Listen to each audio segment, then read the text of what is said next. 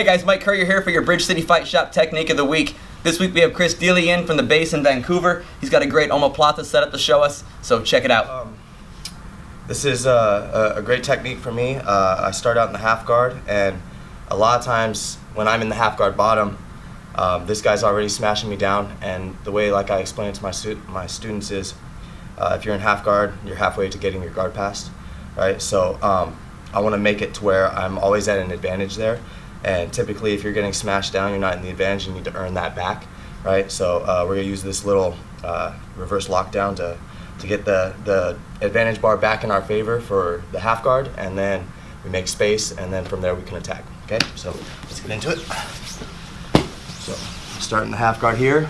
Mike's gonna have a smash down on my face, and he can even give me like that good shoulder pressure, right? And if you can't reach the belt, then I like to turn the head and get on my edge. From here, I can grab the belt. Notice what my feet are doing as well. Okay, if I'm just like lazy with my feet, then he's gonna be loose and he's just gonna be able to cut through. Okay, so I always step over the ankle, right, and put that foot over on the mat. Okay, and then this foot's gonna be here. My knees are gonna be pinched. Okay, my frame's inside on the hip. I never push with the hand, right, where he can turn that hip down and like wrist lock me and put me in a bad position. I just keep it about right here. Okay, grip on the belt is strong now. From here, I can shrimp out. And I lock down this leg. So if you guys can't see from here, I just lock down this leg. Okay, that gives me the space that I need to be able to either put my knee in or a butterfly hook. Okay, that's for a different day. But to put the knee in for the shin shield. Okay, and then let's turn back. So I use this reverse lockdown, make that space, shrimp out, lock his knee to the mat. Knee comes in, okay, for the shin shield. And now I'm gonna do a little technique that my professor taught us called watch TV, right? So I'm gonna open up and I make this space. Notice how my knee's in, my elbow's back on the mat. I could put my hand here like I'm laying on the couch watching TV, right? But I'm gonna go right into putting pressure back onto Mike, okay? So I got the grip on the belt to push and pull. Foot comes free to the hip. Okay, from here I'm just gonna start turning the angle, okay? To be able to do that, guys, notice if my knee's on the mat, it's gonna be weak, right? So I keep my knee up.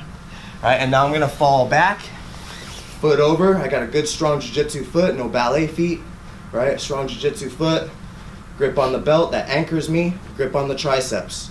From here, I'm gonna pull elbow over. At the same time, I pull my knees back to my chest, and I lock up the figure four. From here, I pump, sit myself up. Now I have options on attacking the Omoplata, okay? But what I've been liking to do lately is I'm just gonna sweep the guy. So I'm gonna put my hand on the mat and I bring my hips underneath. Okay, from here I can roll him over. And now I'm already in a topside position to where I can start looking to finish. Step back over the head. I'm gonna look at putting my toes onto the mat, okay? That allows me to get this drive with my hips, right? Where I can start turning underneath and I can get that side Omoplata. Yeah, I love this, guys. I think that one of my favorite things to talk about is the fact that we can move ourselves around our opponent and not have to force a bigger guy to do what he doesn't want to do. And throughout this whole process, guy on top kind of hunkers down. You're not relying on moving him or sweeping him.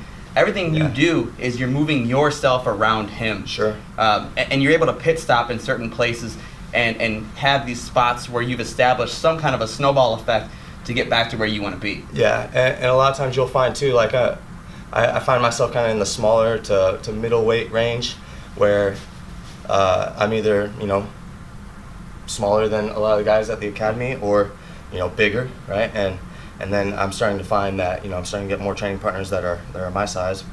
But regardless of what size they are, if you set up these positions right, make sure your grips are correct, make sure that elbow's over on the hip. Like if I'm flat on my back, there's so many different ways to finish the Omoplata. Sure. And I'm not going to say any of them are wrong. They're all good.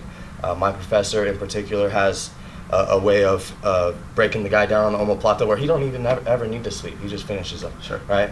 Works better for him than it does for me. I find myself in this position a lot more, and I find if I can anchor down on the hip, right, sit myself up, even if they pick me up, I can sweep, right? Sure. Even if they're able to get posture, if they're able to move, a lot of times they end up sweeping themselves, right? Yeah. So as long as my hand positioning is correct, and I'm ready for it, then when they Sure. start moving, then I'll be able to hit the sweep. And I think being ready for it's the big thing there. I think oftentimes we maybe even drill this forward roll escape out of the omoplata and what to do from there. But I think that once your opponent initiates that forward roll, you're oftentimes behind the 8 ball, right? Yep. And you're a little bit behind the pace. For you to control the hip or control the lapel on that far side and move yourself almost all the way underneath me to kind of make the sweep feel more like a flower sweep than trying to lug me over or wait for my reaction. Yeah, essentially I'm doing a hip toss.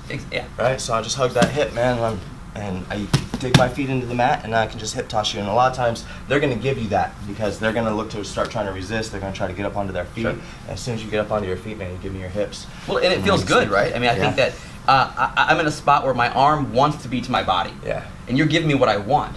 So you're giving me the defense that I want, but it's not real, right? I have this false sense of security because I've gotten my hand on my thigh, but you've loaded my weight, and now you're able to sweep me.